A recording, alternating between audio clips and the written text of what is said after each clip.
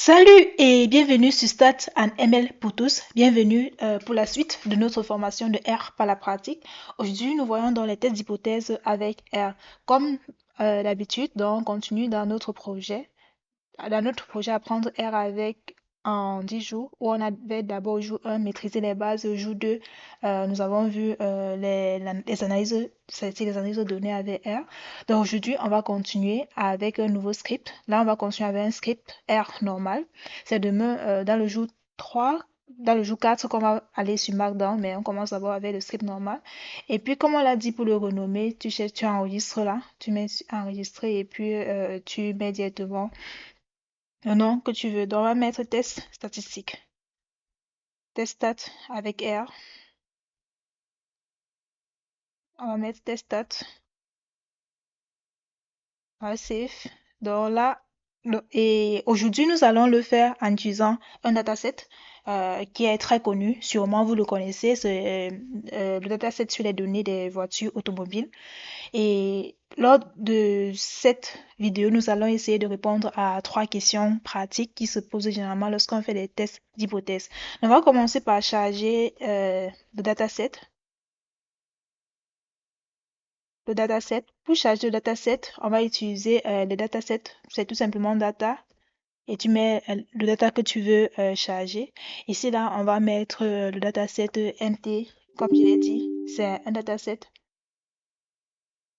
Pourquoi je crois que je dois supprimer un truc là? MT. Caisse. Et puis, comme d'hab, contrôle entrée, c'est déjà là. Comme quand tu cherches ton dataset, tu peux faire un view. Ça te permet de l'afficher. Donc, c'est ça, ce dataset qui est là. Là, ce sont les voitures, les différentes voitures qui sont là, Ferrari et tout. Et ce sont les noms des lignes. Et puis, il y a les variables là. Ici, nous avons utilisé principalement ces variables MPG qui est la consommation de carburant par la voiture. CYL, c'est le type, c'est le nombre de cylindres, le nombre de roues en fait que la voiture a, ces cylindres. Ça prend 3 valeurs, 4, 6 ou 8. Donc, on peut avoir une voiture à 4 roues, à 6 roues, bien à 8 roues.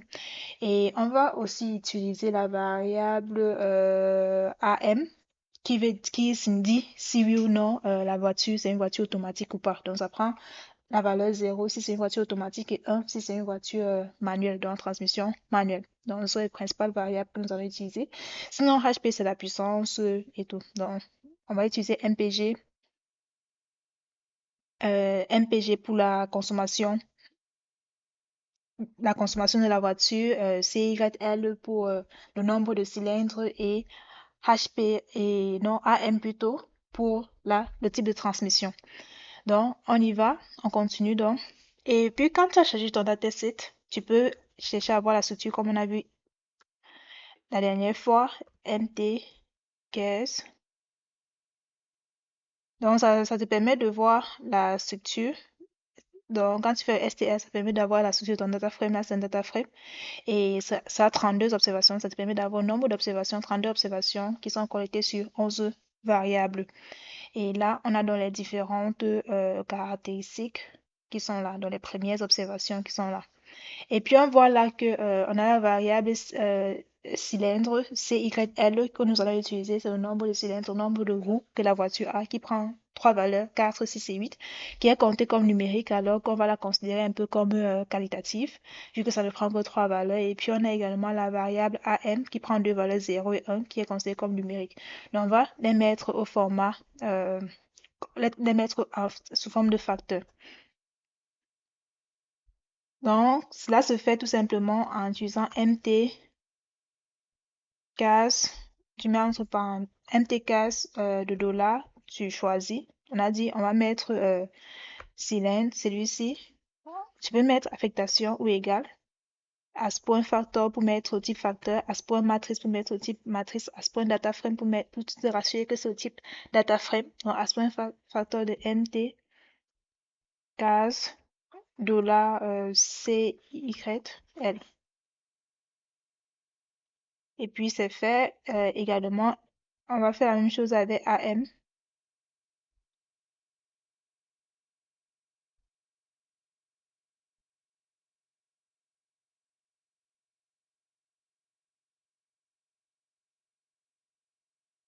Et puis là, quand tu vas faire ton STR de MTCAS, tu vas voir, ce sera maintenant différent. Donc là, c'est bien au type factor. Et là, c'est au type factor avec trois niveaux, 4, 6 et 8. Ici aussi, avec deux niveaux, 0 et 1. Donc là, ça a bien changé. Et puis, tu peux également faire le summary pour avoir le résumé des variables quanti. Summary de MT, CAS. Et tu as comme avec Python le minimum, le premier quartile, la médiane, la moyenne, le troisième quartile et le maximum. Donc, c'est ça que tu as là. Bon, donc, quand tu as chargé ton data frame, tu as essayé de faire quelques stats et tout. Tu as essayé de regarder ce qu'il y a. La première question qu'on va se poser et qui va nécessiter l'utilisation des tests d'hypothèse, c'est cette question. On va se demander, par exemple, la première question qu'on va se poser, c'est, donc, première question, on veut peut-être vérifier si les voitures avec transmission manuelle consomment moins, moins ou plus d'électricité que celles avec transmission automatique. Donc, est-ce qu'on aimerait savoir si les voitures avec transmission manuelle consomment tel consomme plus ou moins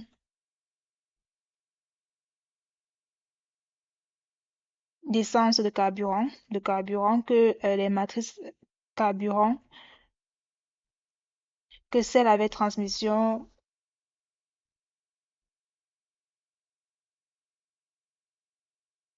automatique.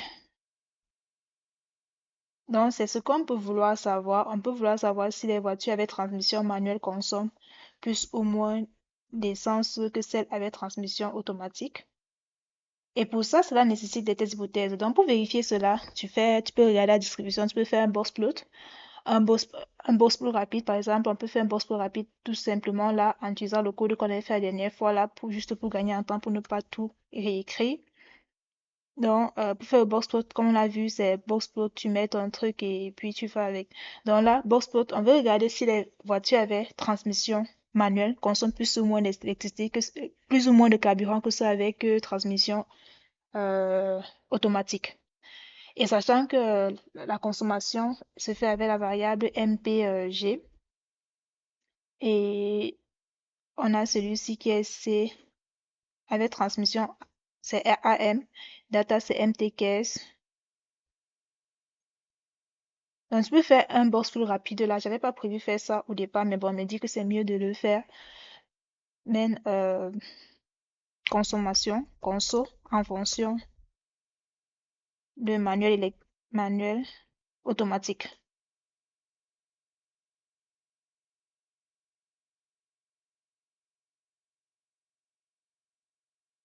Donc là, c'est manuel auto. Et Y, c'est la conso. Et puis, quand tu fais ceci là et que tu fais tout simplement contrôle-entrée, tu as ton graphique. Donc, visuellement, quand tu représentes déjà ton box plot, tu vois déjà que, donc, tu veux savoir si les voitures euh, avec transmission manuelle, est-ce qu'elles consomment plus ou moins d'électricité que celles avec transmission automatique?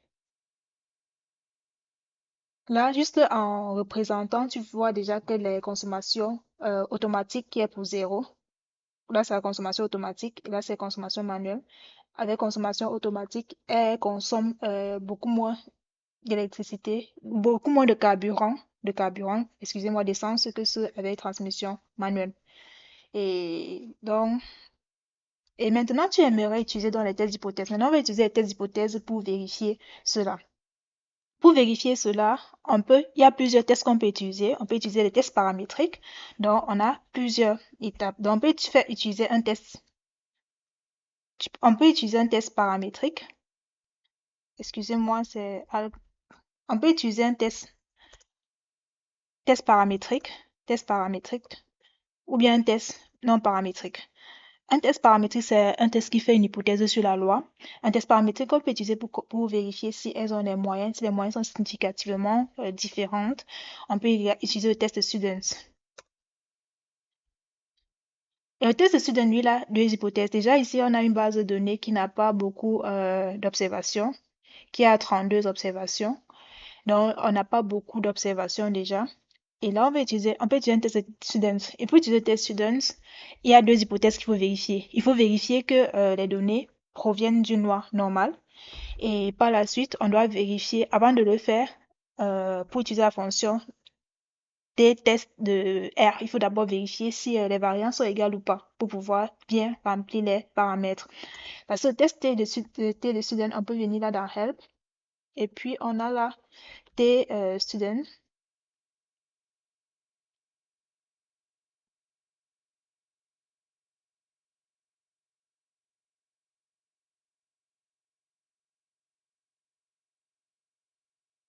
T.test.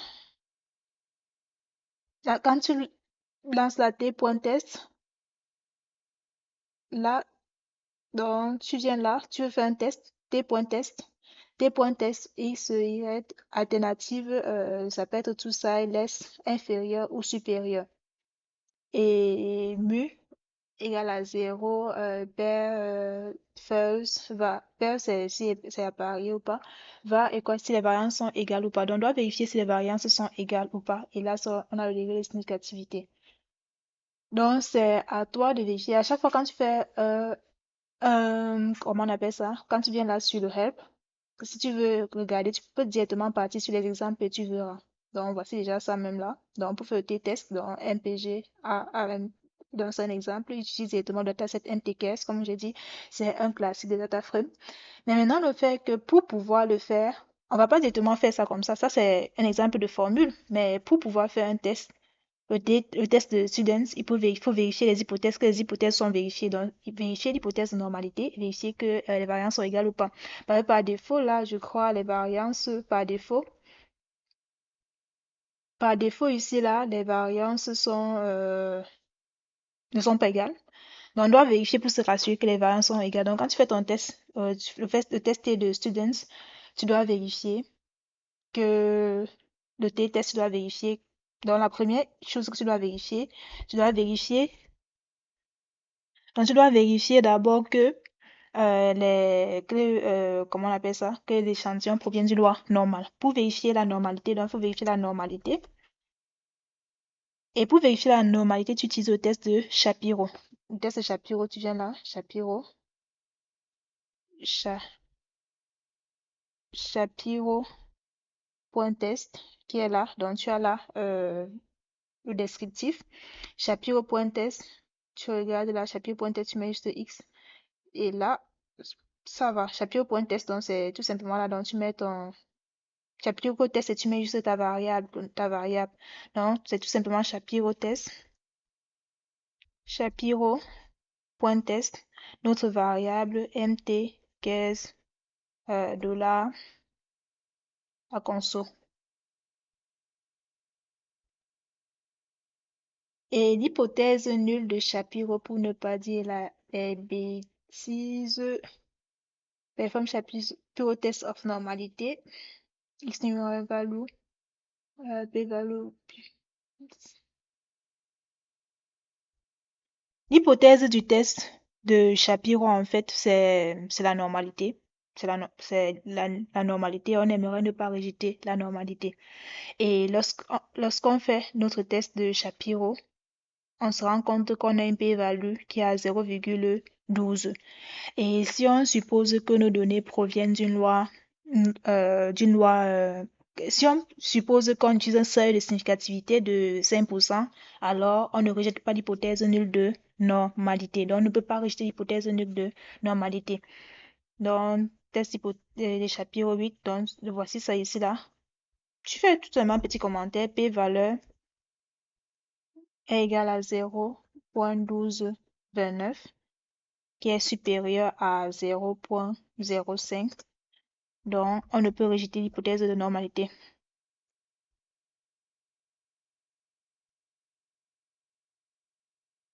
Donc, il y a assez d'évidence pour dire que nos données proviennent d'une loi normale, l'hypothèse de normalité. Donc, on ne rejette pas l'hypothèse de normalité. Et vu qu'on ne rejette pas l'hypothèse de normalité, maintenant, ça veut dire qu'on peut utiliser un test paramétrique, test de Sudden. Donc, si on rejetait l'hypothèse de normalité, là, tu ne pouvais plus utiliser un test paramétrique. Là, tu devais utiliser un test le test de Wilcoxon, oui, le test de Wilcoxon, le test de Wilcoxon malluné de comparaison des médianes. Tu devais plutôt comparer les médianes à la place des moyennes. Et c'est un test non paramétrique. Donc là, le test de normalité n'est pas rejeté. La p-value est supérieure à 0,05. Maintenant, on vérifie si les variances sont les mêmes entre les deux groupes. Donc, vérifier si les variances sont les mêmes. Et pour vérifier si les variances sont les mêmes, il y a deux tests qui peuvent être utilisés. On a le test de F de Fisher et le test de, comment on appelle ça, le test de Leven. Donc, on va utiliser le test de Leven là. Et avant de faire le test de Leven, on vérifie bien. Donc, tu viens là, tu mets Leven test.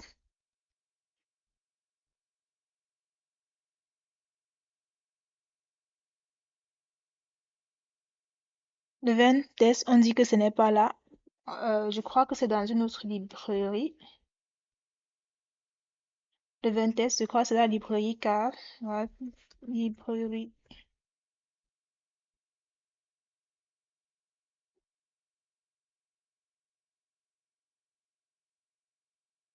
install.package.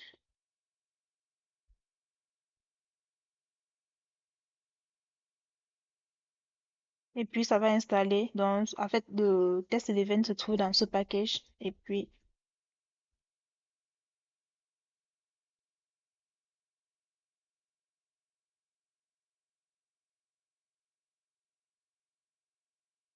là, quand tu vas maintenant faire ton event test, ce sera maintenant là. L'event test, le voici. Donc, là, c'est ton event test là. L'event test, il se trouve dans, voici sa documentation pour faire l'event test. C'est aussi simple que là. Dans l'event test, tu mets tout simplement l'event test. Tu mets en fonction. Donc, là, le cible va permettre de séparer les deux groupes. Donc, tu vas juste faire l'event test et tu vas mettre le style AM. Donc, tu fais le test d'event test de case, dollar, M, P, G. C'est bizarre qu'il ne m'affiche pas. C'est pas case, excusez. M, c'est quoi ce test? MT, case, dollar, MPG.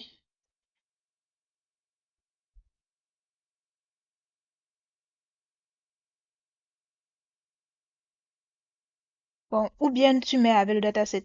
On va mettre MPG. Donc, tu peux mettre là directement les deux Y et ton X, la valeur avec laquelle tu veux diviser ton échantillon.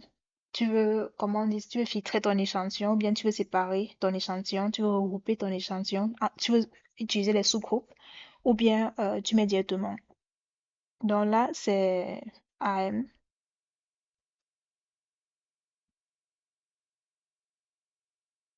Et puis data égale à MT caps.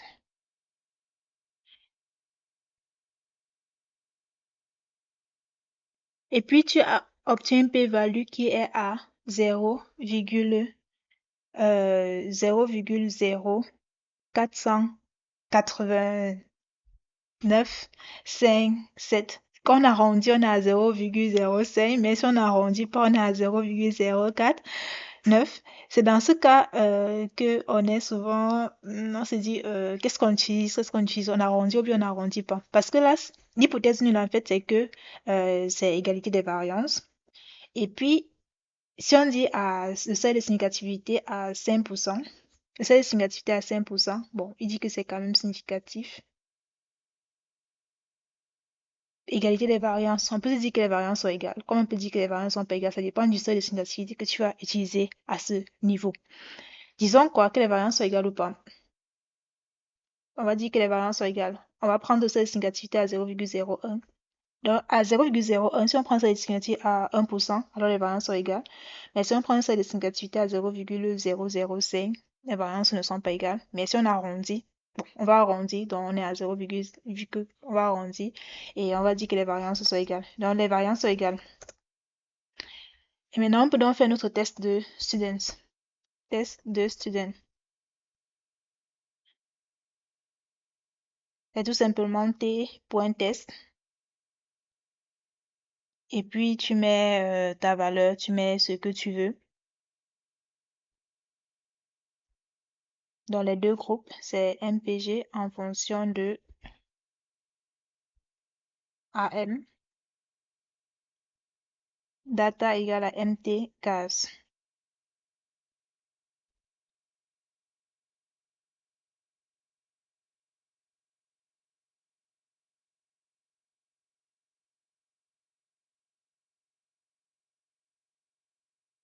On a une p-value qui est à 0,001314. Et l'hypothèse alternative, c'est que ces différents rejettent déjà l'hypothèse nulle selon laquelle les moyennes sont égales. Donc, on va dire quoi? Donc, la consommation de carburant de la voiture dépend du fait que ce soit une voiture automatique ou bien une voiture manuelle. Et puis, tu pouvais aussi, donc on a une p-valeur qui est égale à 0,001374. Et là, tu peux donc tu conclus que la consommation dépend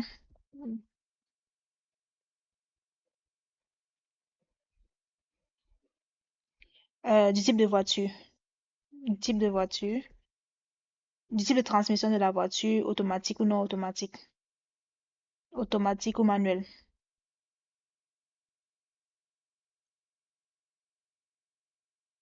Donc c'est la première question qu'on voulait répondre. On voulait savoir si les voitures avec transmission manuelle consomment plus ou moins de carburant que celles avec transmission automatique. Et puis on s'est rendu compte que c'était significativement différent. Et même quand on a représenté le graphique avec un histogramme, on voyait déjà clairement que la consommation des voitures automatiques était moins consommait moins de carburant que celle que celle des voitures manuelles. Donc, la deuxième question qu'on peut vouloir se poser, donc, et avant de continuer pour la suite, donc si là, l'hypothèse de normalité n'était pas vérifiée, alors on ne pouvait pas continuer. Et dans ce cas, on devait utiliser un test paramétrique, un test non paramétrique. Le test non paramétrique qu'on peut utiliser ici, on devait comparer dans les médias le test Wilkerson.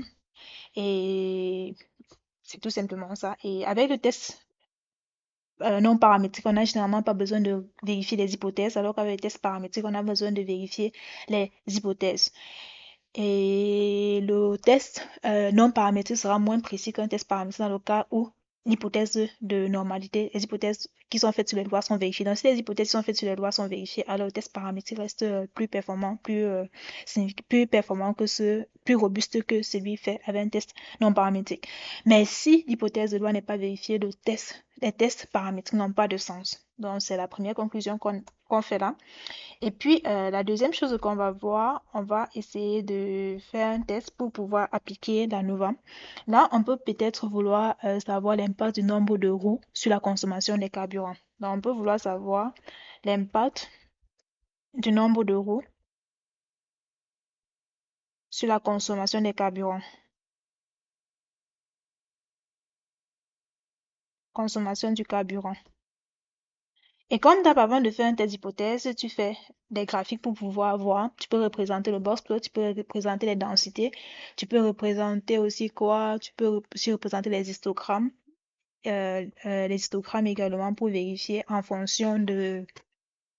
différenciant en fonction des groupes pour pouvoir vérifier. La meilleure façon de vérifier lorsque tu as une variable quantitative, une variable catégorie, c'est d'utiliser les box plots. Ça te permet de voir très clairement s'il y a des différences ou pas. Et pour ça, on va utiliser toujours notre fonction, notre box plot qu'on a utilisé là. Pour ne pas réécrire, je vais directement mettre là et modifier tout simplement ce qu'il faut. Donc là, ce sera, donc on veut vérifier si le nombre de roues impacte la consommation de carburant. Est-ce que le fait d'avoir 4 roues, 6 roues, 8 roues, ça influence la consommation de carburant que ta voiture va consommer? Donc, là, c'était avec la variable CYL. Et puis là, on va un peu changer les couleurs. On va mettre là, mettons quoi? On va mettre dark, on va mettre green. Bon, on va mettre dark green. Et puis là, on va mettre magenta. Donc, gris.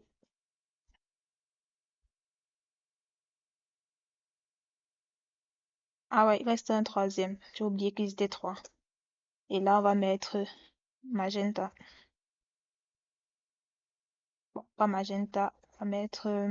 bon, ok, magenta. Cyan.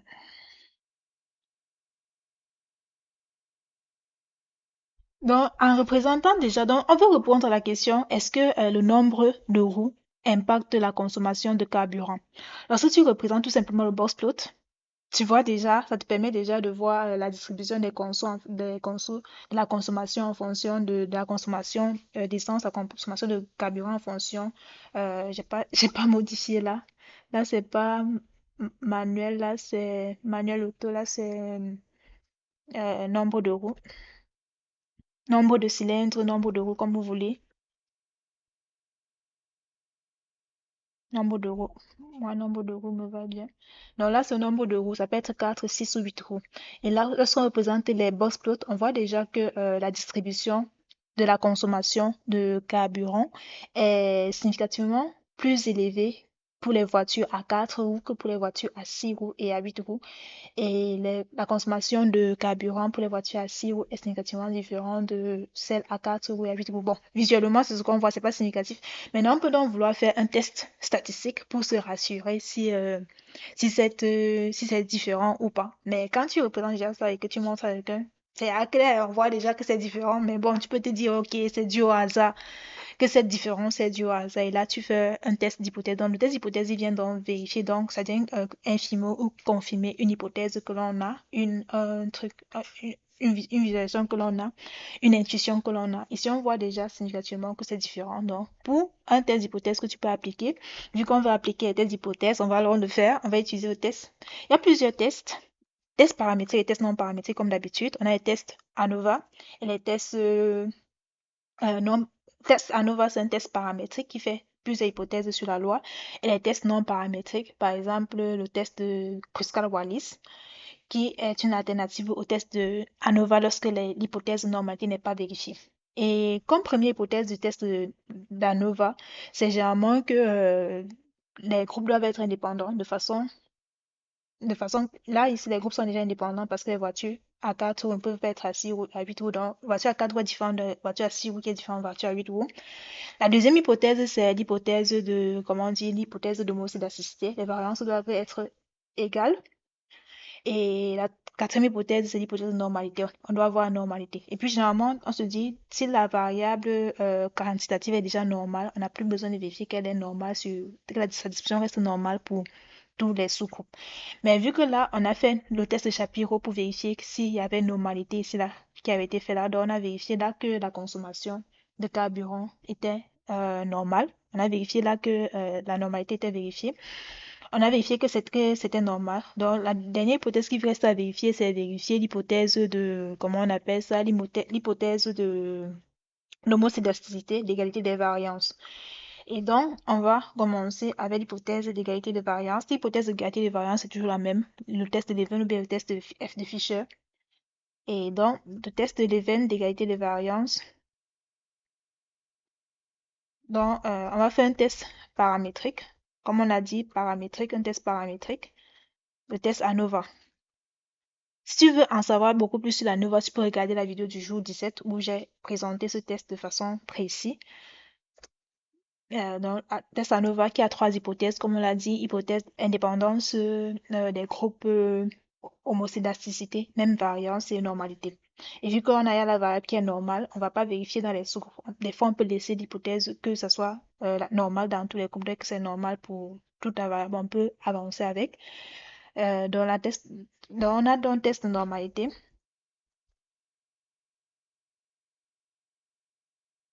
De la variable quanti dans chaque groupe.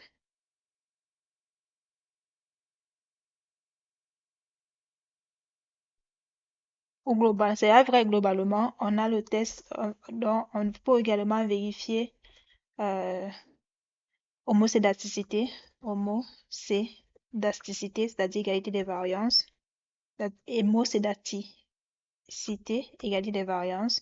Là, tu fais tout simplement l'event. Non, c'était l'event avec un n. L'event, tu peux faire l'event.test.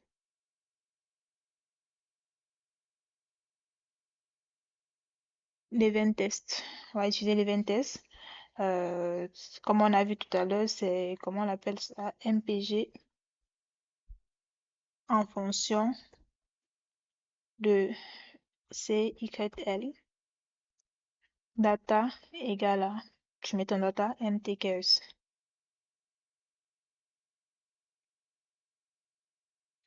Et puis là, on a une p-value qui est à 0,00939. Ça veut dire que notre modèle, les variances ne sont pas égales. Parce que la p-value, l'hypothèse nulle, c'est que les variances sont égales. Rappelons-nous, la p-valeur, c'est quoi? La p-valeur, c'est la probabilité pour que les données proviennent d'un monde où l'hypothèse nulle, elle est vraie. Et si la probabilité pour que les données proviennent d'un monde où l'hypothèse nulle, elle est vraie, elle est élevée, alors on ne peut pas rejeter l'hypothèse nulle. Et si cette probabilité elle est plutôt faible, alors on sera amené à rejeter l'hypothèse nulle. Ici, on a une p-valeur qui est à 0,09, donc qui est très faible.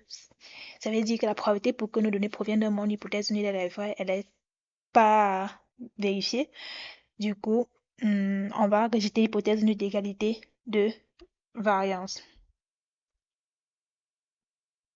Donc, on a une p-valeur qui est égale à, comme on a dit, qui est égale à 0,00939, qui est inférieure à 0,05, rejet de l'hypothèse nulle.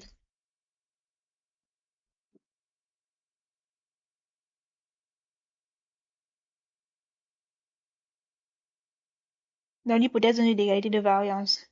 Vu que cette hypothèse n'est pas vérifiée, alors on ne peut pas utiliser le test ANOVA, vu que les variances ne sont pas égales. Parce que le test ANOVA, en fait, il se fait en utilisant comment va help, c'est la fonction AOVA. AOF. Donc, c'est cette fonction AOF formula. Ça fait l'analyse de la variance en appelant la fonction ln.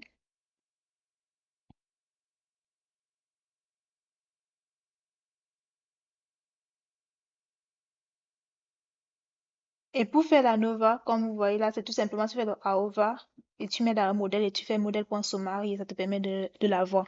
Mais vu que là, les variances, elles doivent être dans homocédacité des variances doivent être égales, c'est déjà pas le cas. Donc, on va pas utiliser le test ANOVA, on va utiliser un test non paramétrique. Donc, ici, dans ce cas, on va utiliser un test non paramétrique, le test de Kruskal-Wallis. Le test de Kruskal-Wallis, c'est une alternative du test ANOVA. Mais bon, on peut également utiliser AOVA juste pour que vous voyez comment ça se passe. Dans AOVA, tu mets exactement ceci là.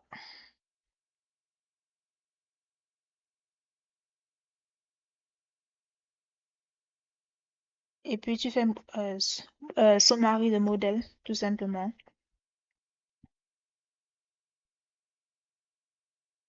Et puis tu as là.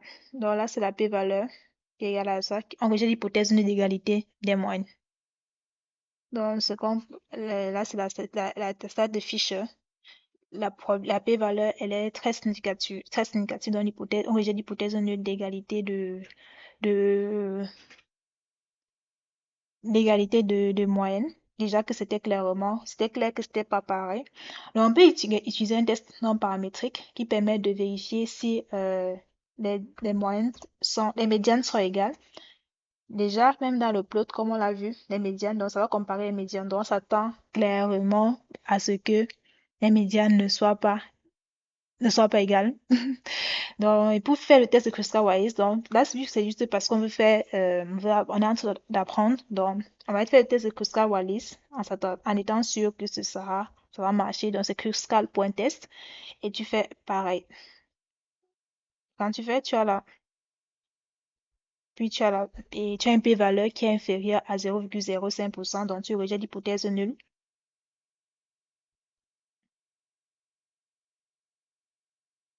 Donc, p-valeur, la probabilité pour que les médianes soient égales est significativement très inférieure à 0,01. Donc, la consommation, donc on peut dire, donc ce qu'on va conclure, c'est qu'il y a suffisamment d'évidence dans les données pour dire que la consommation de carburant dépend du nombre de roues que la voiture a.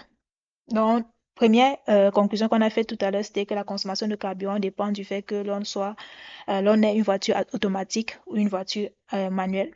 La deuxième conclusion qu'on fait ici là, c'est que la consommation de carburant est encore beaucoup plus élevée quand on a moins de roues que lorsqu'on a plus de roues. En regardant tout simplement les box plots, c'est assez clair. Et puis, la dernière question qu'on va chercher à se poser, c'est une question qu'on va poser. L'objectif, en fait, sera d'utiliser un test de Q2, un test d'indépendance de Q2. Donc là, on va se demander, parce que ici, on a vu que euh, la consommation des voitures est, dépend du fait qu'on ait une voiture automatique ou non automatique ou manuelle. La consommation de voitures dépend du fait qu'on soit en manuel ou auto. On peut vouloir aussi se demander peut-être cette corrélation que l'on a, cette dépendance que l'on a, c'est dû au fait que les variables nombre de roues et automatique soit dépendant, soit du variable dépendant. Donc, la dernière question qu'on va se poser sera de savoir si on a... Dans la dernière question qu'on se pose, est-ce que le type de... Non, on peut se poser, est-ce que le type comment on a dit ça? Est-ce que le type de moteur, bon, pas le type de moteur, le type de la le type de transmission automatique ou manuelle, est-ce que ça dépend du fait que l'on soit, j'avais même pas modifié là, qu'on soit en fonction de nombre de roues. Là, c'est nombre de roues.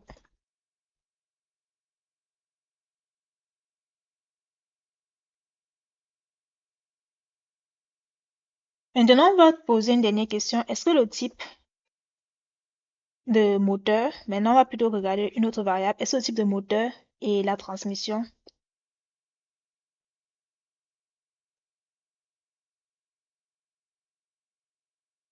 sont indépendantes? Donc, est-ce que le type de moteur utilisé par la voiture et la transmission sont égales, sont indépendantes? Bon, on va pas utiliser ça. Est-ce que pas le type de moteur, est-ce que le type de, comment on a dit ça, le type de transmission et le type de moteur sont indépendants? Pour ça, je me rappelle là que j'avais type de moteur et type, oui, est-ce que ces deux variables sont indépendants? Donc, c'est deux variables qui sont qualitatives.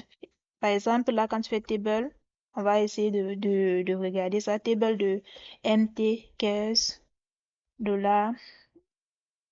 Tout à l'heure, on n'a même pas vérifié. Donc là, on a dit qu'on peut avoir 4 6 ou 8. On a 11 voitures qui ont 4 roues, 7 voitures qui ont 6 roues et 14 voitures qui ont 4 roues. On peut également faire également cela aussi avec,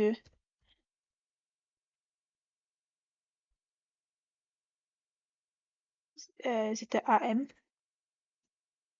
Donc 0, nombre de voitures manuelles, c'est à 19. Nombre de voitures automatiques, c'est à 19 et manuel 13. Donc maintenant, on va faire le test de qui 2 pour vérifier. Et là, on va commencer par le test de contingence. Le tableau de contingence plutôt, excusez, tableau de contingence. Pour faire le tableau de contingence, c'est tout simplement, tu mets les deux tout simplement. Mais on va le garder là quelque part. C'est table. Tu mets tes deux variables quali quoi. MT15 $, c'est ça. MT15 $AM.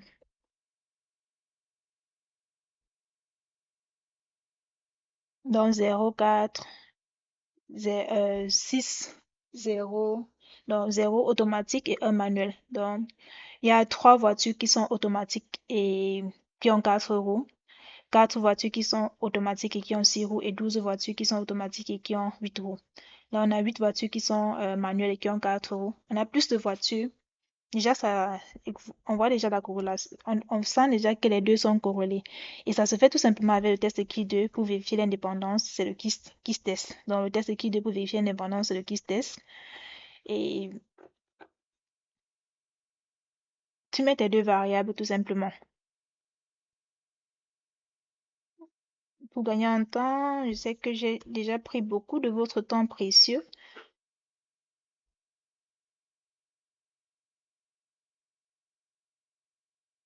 Ok, le test de KISS 2. On trouve une p-valeur qui est à 0,01. Ça veut dire qu'on va rejeter l'hypothèse d'indépendance entre les deux variables. Les deux variables semblent être corrélées. Il y a une corrélation significative entre le type de transmission, qu'on a une voiture automatique ou non automatique et le nombre de roues qu'il a. Les gens voyaient déjà ici avec le tableau de contingence que là, on avait plus de voitures. On voyait déjà qu'on avait un lien là. Le nombre, c'était les voitures automatiques avaient plus de roues que les voitures non automatiques. Déjà, juste en voyant, en regardant ceci là. Et puis là, avec le test qui 2, on a ça.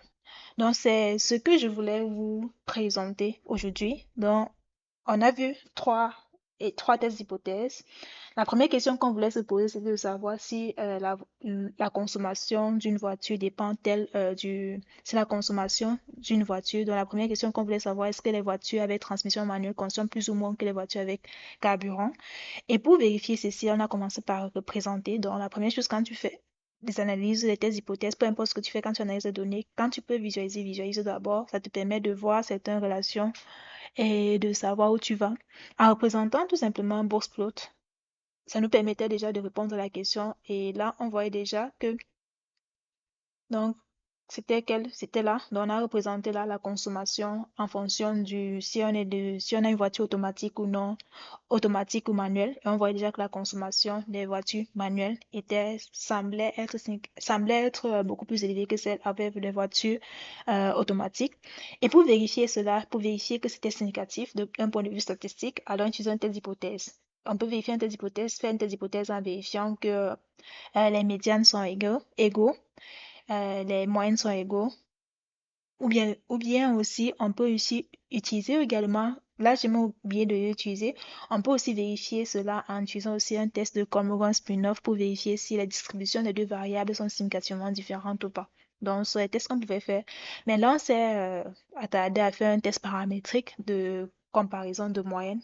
Lorsqu'on a comparé les moyennes, on a utilisé le test t-test. En utilisant le test t-test, on se rend directement compte que euh, pour faire un t-test, il faut vérifier l'hypothèse de normalité et aussi vérifier si les variances sont les mêmes entre les deux échantillons. Dans le cas où c'est pas vérifié, alors on passe à un test non paramétrique. Là, on va regarder le test de Wilcoxon. Et puis, la deuxième question qu'on a cherché à répondre, c'était de vérifier si le nombre de roues impacte la consommation des carburants. Là, c'était pour avoir un cas où on a plus de deux groupes. Là, on avait plus de deux groupes.